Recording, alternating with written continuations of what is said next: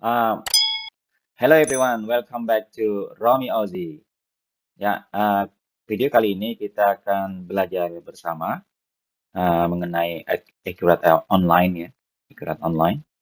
Ini bagi yang masih belum login atau bagi yang masih belum mempunyai akunnya bisa klik membuat akunnya ya. Terlebih dahulu, kalau kita lihat uh, dari uh, dari video-video sebelumnya, kalian bisa membuka video-video sebelumnya untuk mengetahui bagaimana cara mendaftar. Ya, video kali ini adalah video keempat dari Accurate Online. Jadi ini adalah lanjutan dari video yang ketiga ya, yang ini. Ini video ketiga, yaitu yang mengisi faktur penjualan dan pelunasan dan jurnal yang dihasilkan. Jadi yang masih belum mengerjakan ini mungkin ada baiknya mengerjakan ini dulu sebelum melihat atau mempelajari di yang video kali ini ya. Ini adalah soal kasus kita di video ketiga tadi ya. Jadi ini adalah saldo awalnya 20 juta, 9 juta, saya flashback sebentar ya. Kemudian ini adalah saldo awal persediaan, kemudian ini adalah transaksi penerimaan piutang. Kita mencatat ada 10 faktur ya, untuk kita sebagai latihan. Bagaimana caranya merekam penjualan kredit sehingga menghasilkan tagihan atau piutang terhadap pelanggan kita. Jadi ada 3 pelanggan ya, pelanggan A, pelanggan B, pelanggan C. Ya, ada 10 ya. Kalau berdasarkan dari kasus yang kita pelajari ini ada 10 ya. Jadi total penjualan kreditnya ya dari 1 Februari 2023 ini sampai 28 Februari 2024 adalah 1.635. Nah, ini saya asumsikan sudah dikerjakan pada video sebelumnya ya, video ketiga tadi. Yang ini ya, kita cek ya, yang ini ya. Nah, sekarang kita adalah belajar bagaimana caranya melihat umur piutang. Ya, ikuti video ini. Caranya adalah sebelum kita ke sana kita cek dulu ya. Ini adalah tahapan yang nanti kita lihat. Kita lihat dulu daftar fakturnya yang telah kita entry tadi. Bagaimana caranya? Pertama kita login dulu. Setelah login nanti ada data seperti ini, kita double klik saja. Ini dia nanti akan membuka data yang telah kita entry mungkin di waktu-waktu sebelumnya ya. Kemudian bila sudah terbuka, kemudian kita akan terbuka seperti ini ya. Kemudian kita klik menu di sini yang ada kata penjualan di sini, penjualan. Klik penjualan, nah kemudian klik lagi fakturnya. Nah, ini adalah ke-10 faktur. Ini daftarnya ini adalah untuk area kita untuk mengisi ya, data baru. Untuk melihat daftarnya ada yang di warna hijau. Klik yang warna hijau. Kemudian ini adalah ke-10 nomor yang telah kita entry. Yang 1, 2, 3, 4, 5, 6. Nah, seperti itu. Dari sini kita akan bisa melihat misalnya faktur 1 sisanya 85.000. Ini faktur 3 coba kita lihat. Kita lihat lagi soalnya ya. Untuk faktur 3. Faktur 3 ini adalah 140.000, tetapi ada penerimaan piutang 85.000. Nah, kita pindah ke Accurate tadi ya, ini faktur 3 ada penerimaan piutang 85.000. Bila kalian tidak mempunyai kolom ini, kalian bisa mengklik ini ya untuk pengaturan. Bila tidak ada nih kolomnya, seperti ini. Misalnya ini langsung piutang saja 55.000, maka caranya adalah dengan mengatur di sini. Sehingga kita bisa menambah kolom-kolom yang kita inginkan. Nah, ini adalah kolom pembayaran. Kita klik saja kolom pembayaran ya. Kita cari kolom pembayaran, kemudian setelah itu baru kita yang ini. Kolom pembayaran dicentang. Setelah dicentang nanti dia akan muncul seperti ini. Sehingga kita mudah menganalisis berapa sisa faktur 3 ya, sisa piutangnya dan berapa umurnya. Ini kelihatan umur piutang masing-masing faktur di sini ya. Tapi kita akan menganalisa umur piutang di laporannya ya. Bagaimana yang 30 hari berapa, yang berapa. Itu gunanya sekali lagi untuk misalnya kita ingin melakukan cadangan penghapusan piutang berdasarkan umur piutang dari pelanggan yang dimiliki oleh para pelanggan kita, ya. Itu kemudian selanjutnya adalah kita memfilter ya. Mungkin kita ingin eh, mencari faktur-faktur untuk misalnya pelanggan A saja berapa. Kalau ini kan total seluruhnya kan harus kita, bila kita ngerjakan di Excel tuh harus kita filter juga lagi, kemudian kita kerjakan manual. Kalau di sini sudah tersedia, kita bisa memfilternya di sini. Sebenarnya Excel bisa juga, tapi harus kita olah lagi ya. Nah, misalnya untuk pelanggan B, jadi nanti semua akan ditampilkan oleh Accurate Online, semua faktur-faktur yang berhubungan dengan pelanggan B. Ya, mudah ya. Kalau mau menetralkannya kembali, dihapus saja ininya, filternya. Ya, mudah. Kemudian yang ketiga adalah kita belajar mengetahui laba rugi ya. Bagaimana cara mencetak laba rugi berdasarkan dari 10 faktur yang sudah kita entry dan dua pelunasan ya, dua pelunasan piutang. Ada dua pelunasan piutang, faktur 7 dan faktur 3 ya. Nah, misalnya kita ingin melihat laba rugi, bagaimana caranya? Kita tinggal ke sini, di bawah sini ada daftar laporan, lalu kita klik daftar laporan, lalu ini dia laba rugi standar. Nah, ini seharusnya per periode ya, tapi kita anggap mulai tahun 2023 supaya kelihatan semuanya ya. Nah, ini tab saja, tekan tab. Kalau sudah baru kita klik sini. Kalau tidak kelihatan di atas kan ya. Klik sini. Ini dia. Nah, kita lihat 1635 nih total penjualan kita. Kita cek di soal kita. Nah, ini total piutangnya 1635. Jadi jurnalnya adalah piutang pada penjualan 1635 gitu. Kita lihat di bawahnya. Nah, di sini ada beban penjualan, ini harga pokok penjualan nih.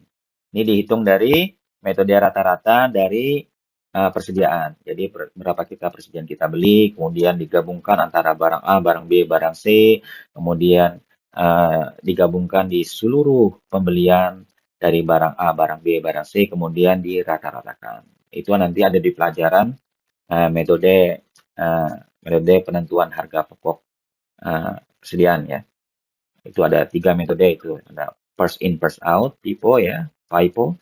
Kemudian average atau rata-rata. Yang ketiga adalah LIFO, last in, first out. Tapi yang kasus kita ini kita menggunakan yang average, yaitu yang rata-rata. Ya, begini. Jadi mudah saja kita mencetaknya, tidak seperti zaman dulu setelah kita melakukan entry invoice, kemudian kita kumpulkan invoice, kita jumlahkan semuanya, kita summary untuk hari itu, kemudian kita jurnal, dimasukkan di general ledger. Nah, untuk program akuntansi sekarang, kita tidak memerlukan hal tersebut karena semuanya sudah terotomatisasi. Jadi sangat membantu pihak perusahaan mengenai kecepatan pencatatan transaksi sampai ke laporan keuangan. Kalau kita ingin mengetahui berapa rinciannya, kita tinggal klik saja ini kan. Nah, ini sangat mudah. Nah, ini dia faktur-faktur yang tadi. Faktur yang tadi. 1, 2, 3, 4, 5. Nah, jadi kita akan mengetahui berapa besaran 1635 didapat dari mana. Ya, sudah selesai. Kita ke berikutnya. Yang berikutnya untuk video kali ini adalah mencetak faktur yang belum lunas. Jadi sebelum kita, ini ya, nomor 6 kita mencetak umur kita. Tapi sebelum itu kita cek dulu. Bagaimana sih cara melihat faktur yang belum lunas? Nah, kita cek ya, caranya adalah ini, kita klik piutang. Nah, ini dia faktur belum lunas. Kita klik saja sekali. Ini kita lihat dari tahun 2023 ya, dari entryan kita itu. Ya. Nah, kita setting seperti ini. 1 Januari 2023 kita tampilkan. Nah, kita sebentar. Nanti kita kita harus rubah. Kalau sampai dengan 1 Januari 2023 kan kita belum ada belum ada entry ya, transaksi belum ada, tentu saja yang ini tadi tentu saja nol ya hasilnya ya. Kan per 1 Januari 2023 ini tidak ada transaksi, makanya nanti ditampilkan jadi nol. Nah, ini harus kita rubah, kita modifikasi yang tadi. Ini oh salah. Maksud apa yang kita ulang ya. Kita ulang yang ini, kita double klik, kemudian ini sampai dengan hari ini, ya ini sudah betul, kemudian kita tampilkan. Jadi sampai dengan hari ini dia faktur-faktur yang masih belum lunas.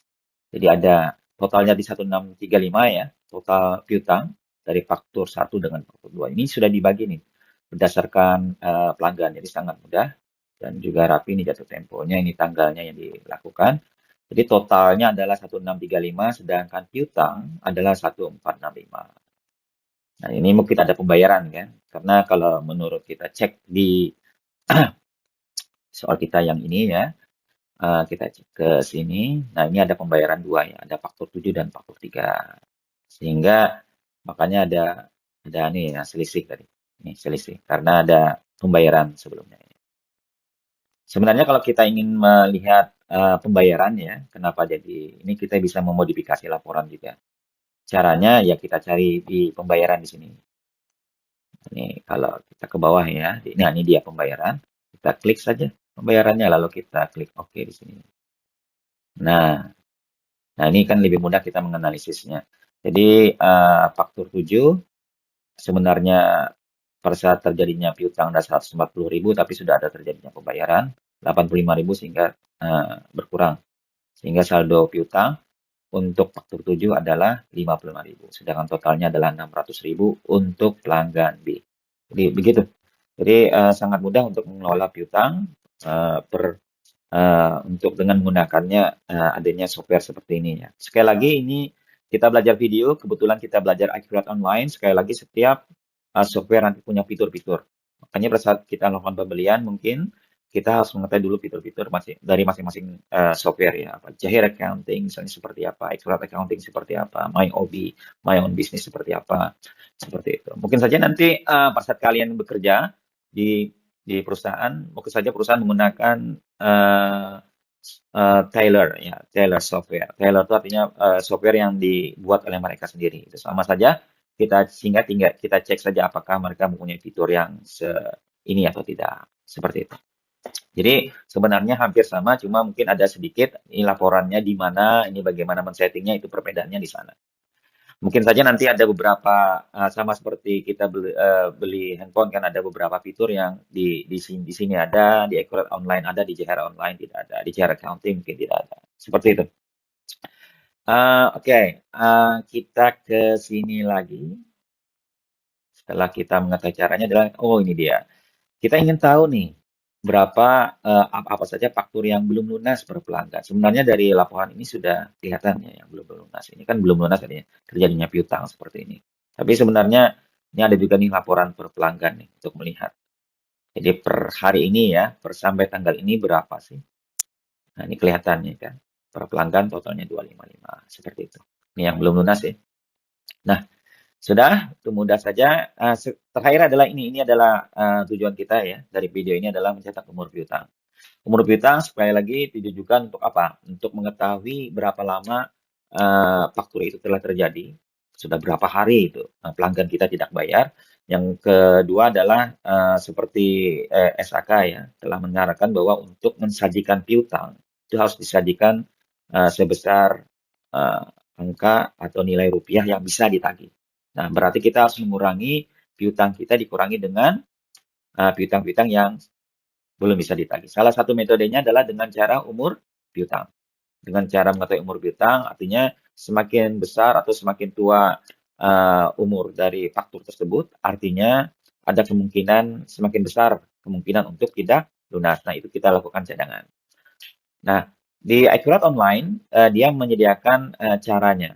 Maksudnya dia menyediakan fitur atau yang bisa kita gunakan untuk menyajikan umur piutang, sehingga memudahkan kita untuk menganalisa umur piutang. Bagaimana caranya? Kita ke sini, mudah saja kita klik piutang lagi. Tadi caranya gini ya, kalau ini belum ada, kita ke laporan yang ada di sini. Daftar laporan, klik daftar laporan lagi, yang klik yang di sini, yang di piutang. Sudah klik di piutang, ini ada umur piutang. Semudah itu ya. Ini per tanggal hari ini. Kita klik tampilkan saja, akan kelihatan nih, ini sudah dibagi. Jadi ini yang di pelajaran untuk cadangan piutang ini berapa persen, ini 2%. Misalnya 1%. Untuk yang lebih dari 31 hari, 2%. Untuk yang lebih dari 120 hari mungkin, ya kemungkinan tidak lunasnya mungkin ada 25%. Nah, seperti itu kita kumpulkan, kita tambah. Ya. Nah, ini bisa kita simpan juga atau kita cetak dengan cara seperti ini. Nah, ya, kalau tidak ingin dicetak tinggal tekan cancel. Ya, yang ini ya. Ini memorize, ini cetak, ini refresh, ini modifikasi, ini parameter. Ini bisa juga diekspor kita. Ini di Excel tadi. Kita lihat ya bagaimana kalau yang di Excel nih. Baru kita buka Excelnya ya. Bentar.